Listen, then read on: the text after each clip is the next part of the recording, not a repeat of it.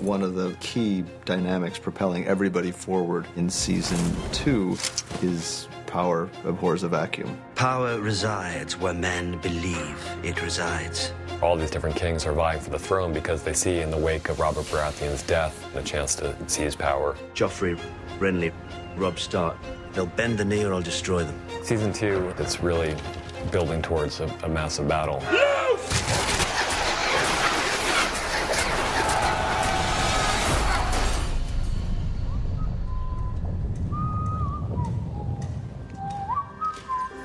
We're in a council meeting, and then out of nowhere comes her favourite brother, Tyrion.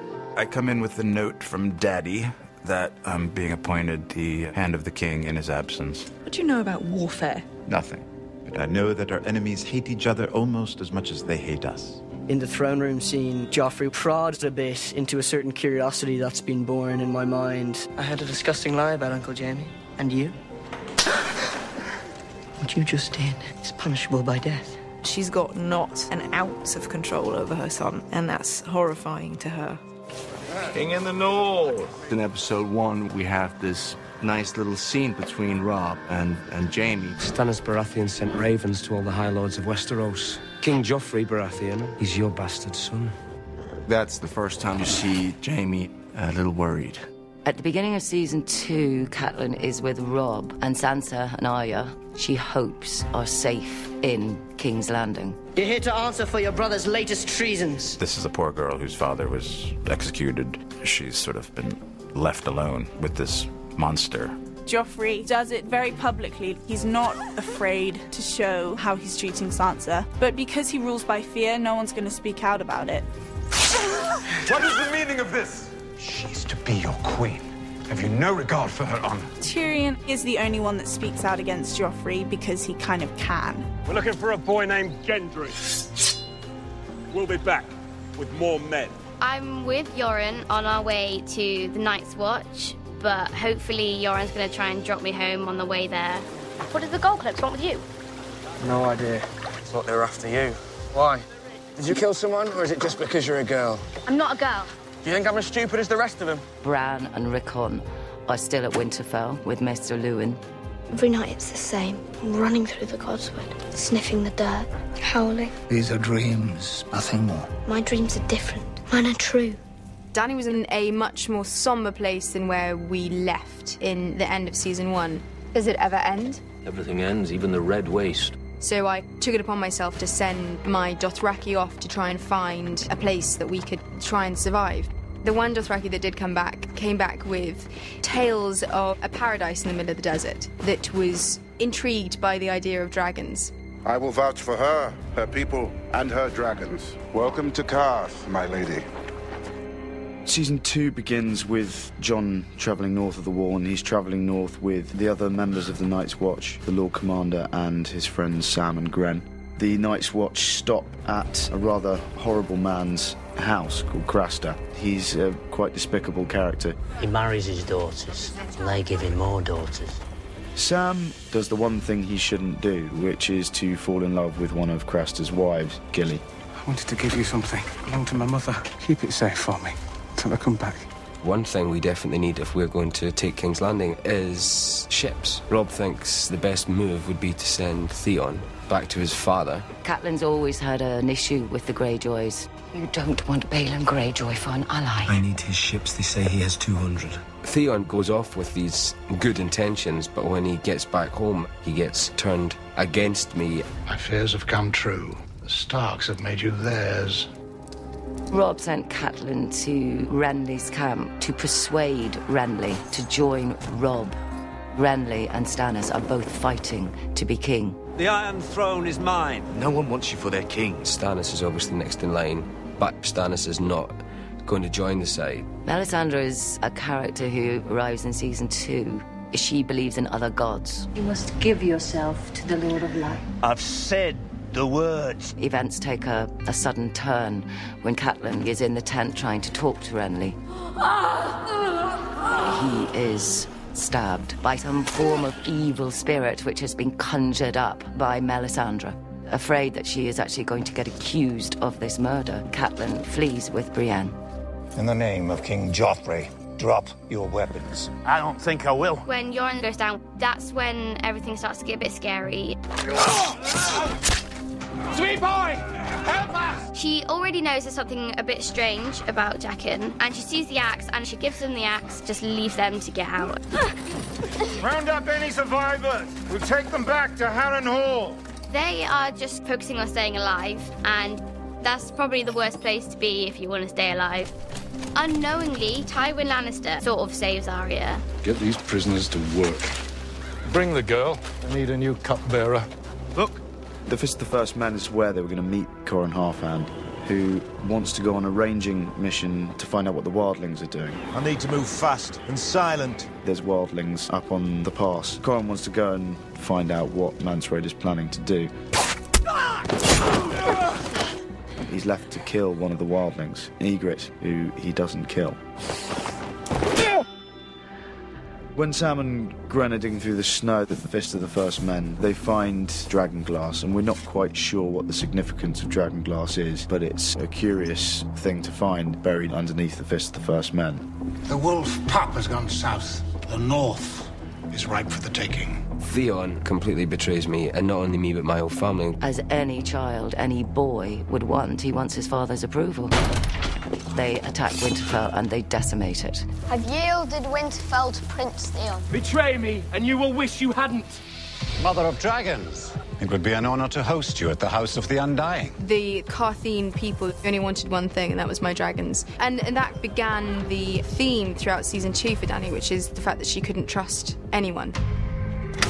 It's a pretty horrific, bloody scene that I return to, and the dragons are gone. Where are my dragons? The plan all along was Pietri and Zarazar and Doxos would steal my dragons and rule. You have my dragons. I will take you to the House of the Undying, where I have put them. You let a half-wit escape with a cripple, and Rickon too, the little one. Theon basically turns his back completely on our family. I told you what would happen if you served me loyally, and what would happen if you did not. He's really stabbed me in the back completely. Got as far as the farm, and then doubled back. Must have been the farmer's boys. Killed them, burned them, and passed them off as the little lords. Fate has given us this chance to... You lost your mind. Get out! The Lannisters are desperate to get Jaime back, so Littlefinger deceives Catelyn. Both girls are healthy and safe for now. He says to her, if you give us Jaime, the Lannisters will return your two girls to you. He's been a captive for a long time. He killed Lord Karstark's son when he escaped. Kingslayer won't last a night. Come. When he meets Brienne the first time, he's never seen anyone like that. Is that a woman? It's kind of the beginning of a remarkable relationship. Catelyn frees him and instructs Brienne to get him to King's Landing. Now he can't carry out his duties as a king because he'd have to kill his own mother, and he's not going to do that, so it makes him look weak. You saved me and the two I was with. Speak 3 names. I can name anyone, and you'll kill him. She's a little bit skeptical about it. When the tickler turns out to be dead, that's when she's like, this guy is a good sort of contact to have. Stannis 2 days from the capital, and the wolf at my doorstep. We'll ride at nightfall. She asks Jaqen to kill Tywin. I need him dead right now. This a man cannot do. Give a name, any name. She decides to turn it around a little bit. Jaqen Hagar. Hagar gives a man his own name. I'll unname you, if you help me and my friends escape. If he's not going to kill Tywin, then she's going to make him kill more than one person to help them escape. I don't want to marry the Frey girl. This woman has the potential to break the vow that Catelyn made to Walder Frey. I don't want you to marry her. Walder Frey is a man you do not mess with. I am hers, and she is mine. We died today, brothers! They kill men that Theon grew up with. Let's go home. They destroy Winterfell. Burned it down. Everything. What she doesn't know when she finds out is her 2 youngest are still alive. They may come back. Go north. To the wall. To Jon. What do you think they'll say when they hear about you and me? Nothing happened between you and me. She's very wily, Ygritte. She mocks him and mocks him and mocks him, and you think she's just doing this for her own fun. But actually, she's playing the long game. Should have took me while you had the chance. When Jon becomes a captive of the wildlings, he discovers that Corran Halfhand has been captured as well. Halfhand realises the only good that can come out of this is one of them becoming a spy amongst Mance Rayder's camp. They'll never trust me. Hey, mate. If you do what needs to be done. What? Come along, Jon Snow. Time to meet the king beyond the wall. If my dragons are in the House of the Undying, then take me there. That's what the warlock wants. It's here that I walk into unknown magic. This magic is strong. And what of my magic? And she is tested with everything that means most to her. Stannis Baratheon is coming for us. Sooner rather than later. Tyrion and Cersei have a lot in common, and I think that's why they're at such odds with each other. They are going to attack us. We need to be ready. The king is taking personal charge of siege preparations. If the wind holds, we'll reach King's Landing in a day. Will it hold? Can't make promises for the wind, Your Grace. They say Stannis never smiles. I'll give him a red smile. The threat from Stannis is the most terrifying for Joffrey, and the most real, I suppose. Mudgate. That's where he'll land. And if Stannis does attack the Mudgate, what is our plan? There's all this wildfire down in the basement's basement. He gets together with this pyromancer and figures out a way to stop them.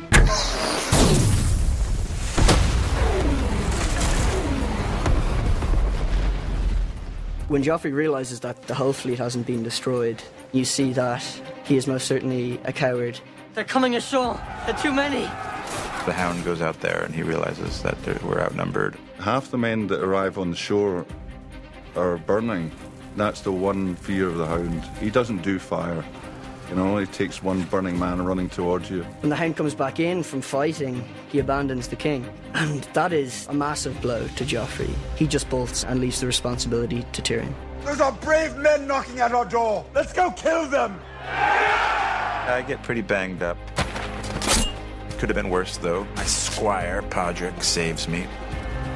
And then Father comes and saves the day, so he gets all the recognition.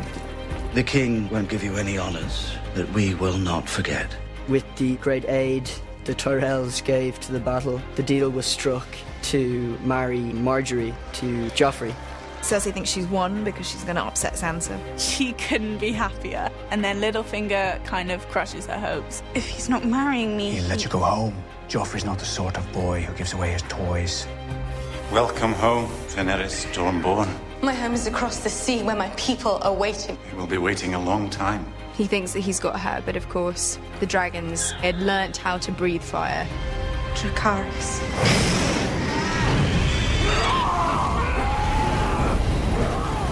Jon hasn't returned when he should, too. The Fist of the First Men, and Sam's getting nervous. It's Jon and the Halfhand. They're back. At the end of season 2, we leave Sam in rather a perilous situation. Two blasted wildlings. And Three Horns is White Walkers. Run!